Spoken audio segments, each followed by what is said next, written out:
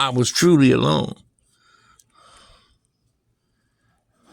When those lights go out and those TVs go off and you gotta sit there and try to go to sleep, you by yourself. And I could not run from the fact that there was no one else on this earth. There was no one else outside of this earth. There was no one else in the universe that could have helped me but God.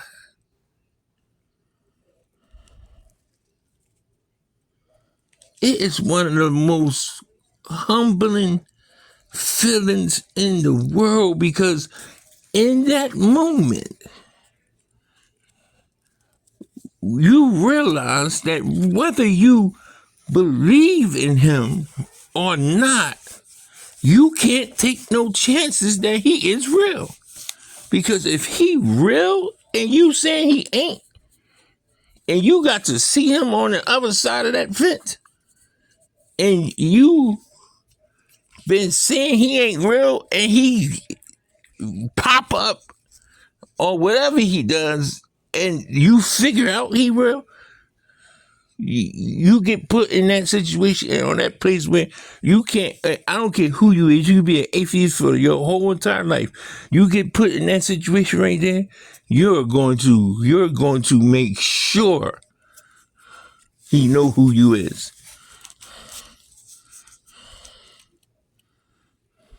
Because we sometimes get into this characteristic, or we sometimes get into this mindset not knowing that, hey, guess what? I'm sorry to tell you, but if you keep playing around, God gonna get your attention. When them old heads used to tell me stuff like that, I understand it. I understand it absolutely perfect, loud and clear now. He does not have to get my attention. All I gotta do is call my name. Wilson. Yeah, what's going on? Oh, yeah. Oh, okay. All right. I get it. Yeah, you're right. Too far? Okay. Yeah. Yeah. No. Oh, no. No. Mm-mm. No, I don't know. You didn't get my attention no more. Because when he wants to get your attention, he ain't going to have to try. He going to get it. And you're going to pay attention to whatever it is that he's trying to get you to see or say or do.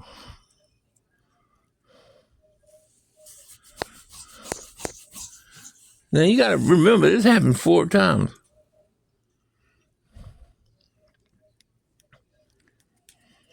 I got pictures, but I took them down because I was on a reality show with this woman and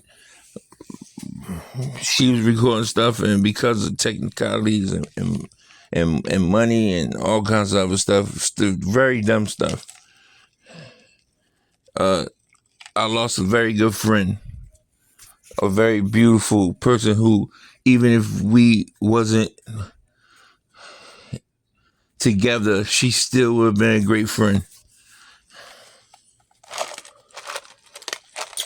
And I took him down. I was in a coma for 20-something days. They had pictures of me on a table with life support tubes and all kinds of stuff, and in my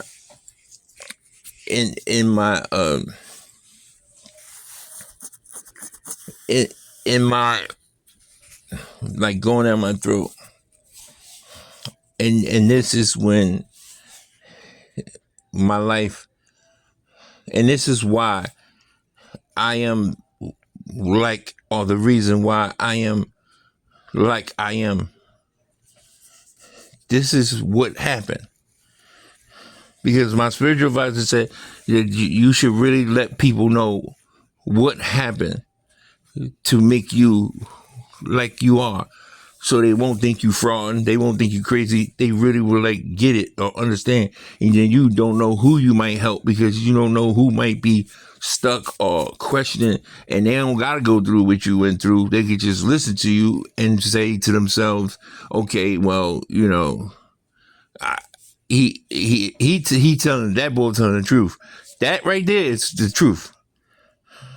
And then what the truth does, if it's presented right, it'll start answering questions that's around the question that you didn't even ask. So before you know it, from you concentrating on a real truth, like just one of those truths, just like I said, it's just one of those truths. You'll have, the blessing is you'll have 8, 9, 10 questions answered without even knowing that you doing it. So it started off, I couldn't breathe. I had a hard time breathing. And I don't know why. I just had a hard time breathing. To the point where like I got nervous and called the ambulance. And she's like, what you doing? I just drive to the hospital. I'm like, no, this ain't, like, I might not make it. She's like, boy, stop playing. Like, listen, I can't breathe. It feels like every time I breathe, it feels like I'm wrapped up in a snake, like a boa constrictor. Every time a boa constrictor breathe, it squeezes more.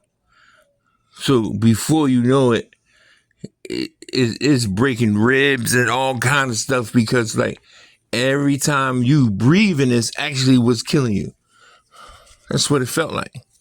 Like every time I breathed, I would get tighter. And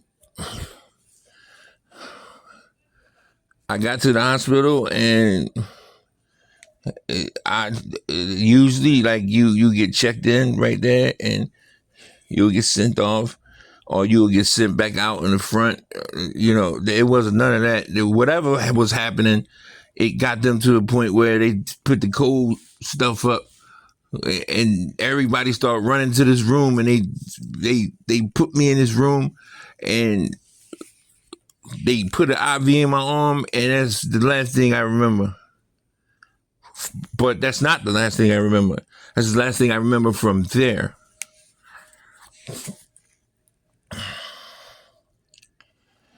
And there have been always questions that I never wanted answers to. I never wanted to know what happened after death. I try my best not to think about it at all. I never wanted to be one of those people who say they can talk to dead spirits and all that. I'm cool. I'm totally fine. I never wanted to know about heaven and hell. No, not my cup of tea. I don't like scary movies. And anybody who dated me, call me the biggest teddy bear in the world. I don't care if it's, but I watch all the zombie pictures in the world. But stuff like it and people on the stairs and all that crazy stuff, like, you know what I mean? No. And if it's nighttime, every light in the house will be on. Cable bill gonna be high that day. Every house in the kitchen light, the porch light, the bathroom light, the living room light, the TV, everything will be on in that joint. No darkness.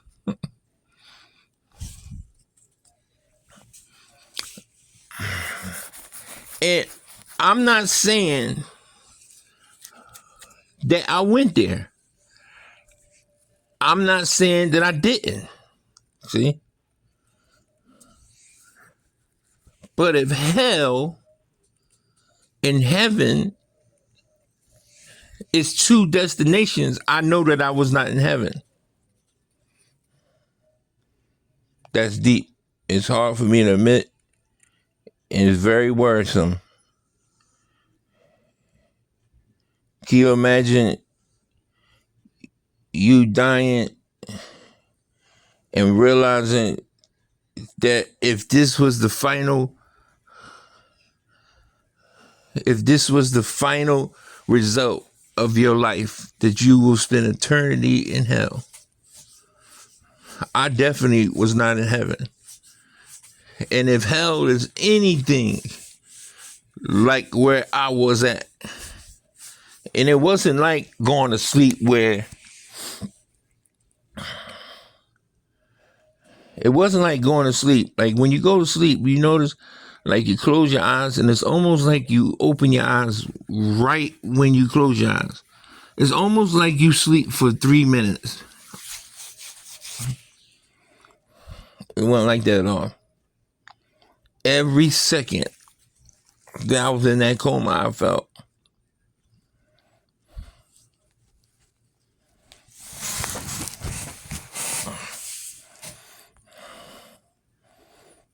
And the crazy part about it is, I guess I was fighting. You know, because they say that you can fight. You know, these are things that they say. I like I said, I whatever I learned, I'm cool with that. I don't want to learn nothing else. I don't want to deal with nothing else. But at the end, I will tell you what I learned the greatest. But I was somewhere where all the TV shit, all the TV stuff that you be seeing about how with demons and all that, it was so much more terrifying. It was so much more terrifying when it came to psychological things. Like I will always get trapped somewhere, and I will always end up being stuck. I will always get out.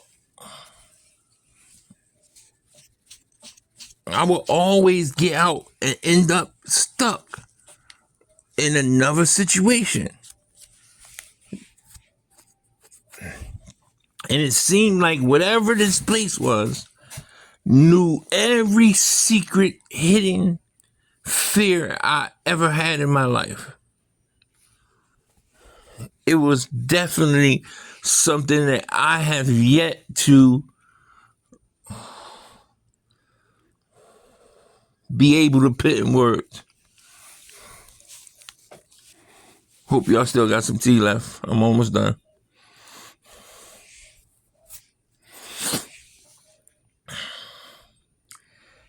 And this was the whole reason behind it.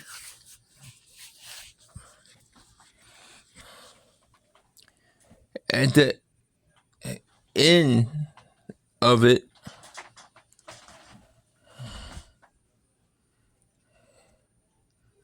it wasn't a person. It wasn't someone in my family. It wasn't an ancestor or nothing. It was him.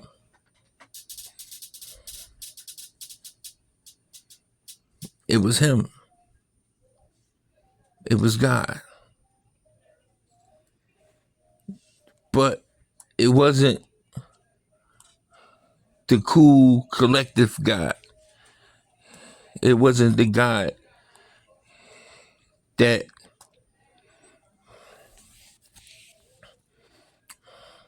it was a God that had me understand that I am nothing compared to the great scheme of things. Like, why would he spend Why would he invest his time or invest his energy in something so minute as my day-to-day activities?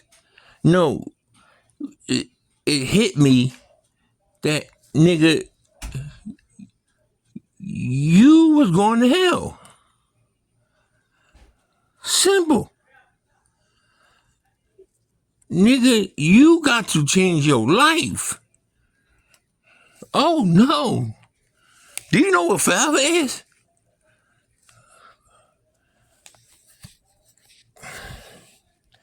And it wasn't like I was learning these things through words. It was almost like when a person talks to you without saying something.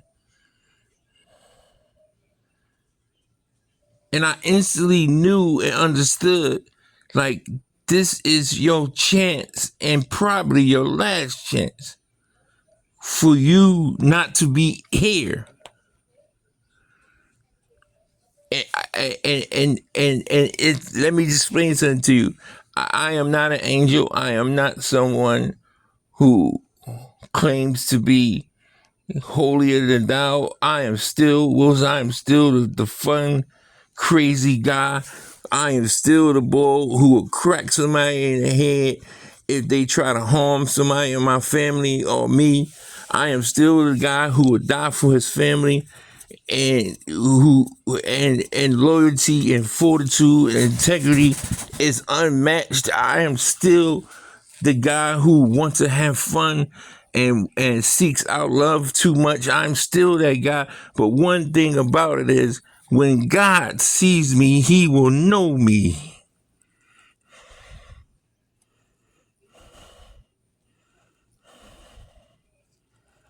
He will know me. And he will know that I ain't ashamed of him. Because, like, I ain't going to hell. And them are experiences that there's only one person that can have you go do something like that who you can give credit for. God is the only one. It changed my life, man. Overnight, it changed my life. And the most prolific way that it changed my life, it stopped making me do. It started making me care about what I did to people. It started making me think about how I made people feel.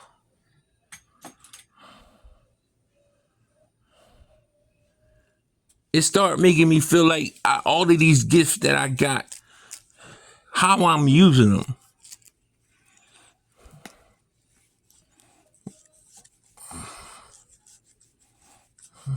And from that moment forth, if you watch my show, if you part of my show, you will notice that there was an instant shift in the way I talked or how much I spoke about God. It's not like I'm trying to buy a ticket to heaven. I'm just not trying to earn my way to hell.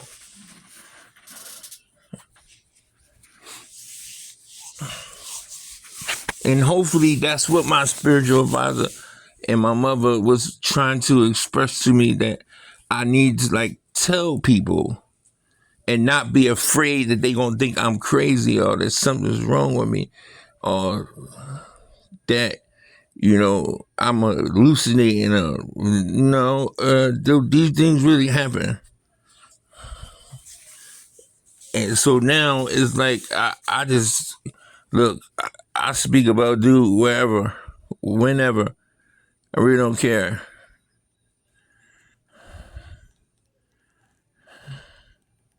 If you see me in person and we start busting up and we start having a conversation, eventually the conversation is going to go to God in some form or fashion. Not religion. I did not say religion. See, it's almost like I can read people's mind. I did not say religion. I say God.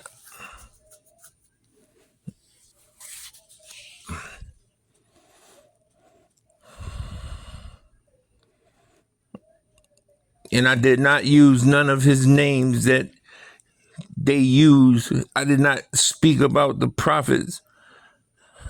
I did not talk about any of these things.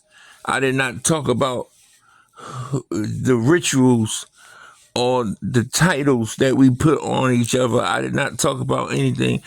This whole message was dedicated to the one. And I also expressed and said what I said about the way that I got in contact with him. It's because back in the day, it was said that if you was a man of knowledge or if you was a man of wisdom and you kept it to yourself, you were the worst of men.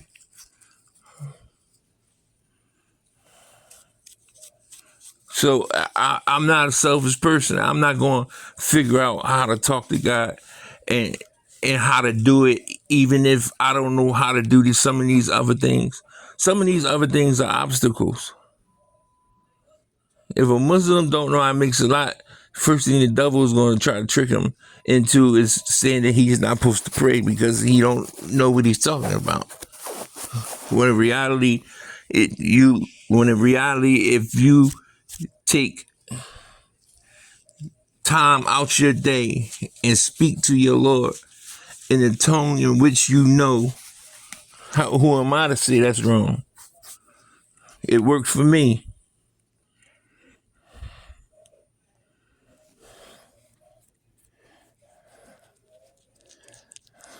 So, I'm out of tea. I don't know about y'all, but I'm out of tea. But I really would like to thank y'all for no matter how many times I reinvent myself or no matter how many times I go through, no matter how many times I find myself at one of these crossroads, the support that I get is amazing. And it might not mean nothing to some people. Some people is the shit. Some people, get this shit like pancakes. And, I don't look at it like that. I look at it like I could be going through this shit by myself. Or I could not have a platform or audience to get this off my chest and go crazy.